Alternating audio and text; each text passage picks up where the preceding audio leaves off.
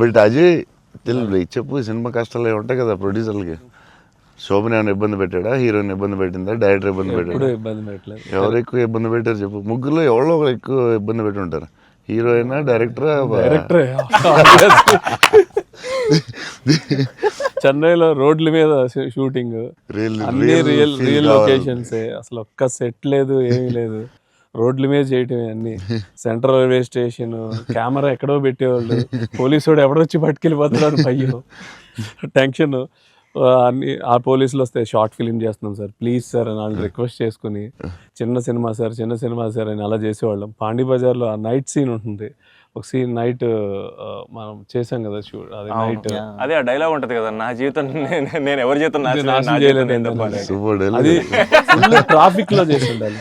Full traffic, అసలు full traffic. Pondy Bazaar main centre లో police station కూడా పక్కనే ఉంది. పోలీస్ స్టేషన్ దగ్గరికి వెళ్ళి సార్ ప్లీజ్ సార్ అంటే, సరే డిస్టర్బ్ చేయకుండా ట్రాఫిక్ ని చేయండి. అది డైరెక్టర్ తీసుకెళ్ళి ఈవినింగ్ 6:30, 7కి పెట్టాడు.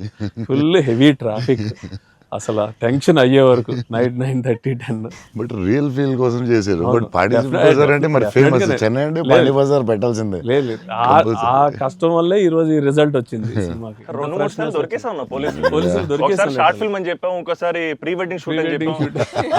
ఇలాంటివన్నీ తప్పించుకున్నవే.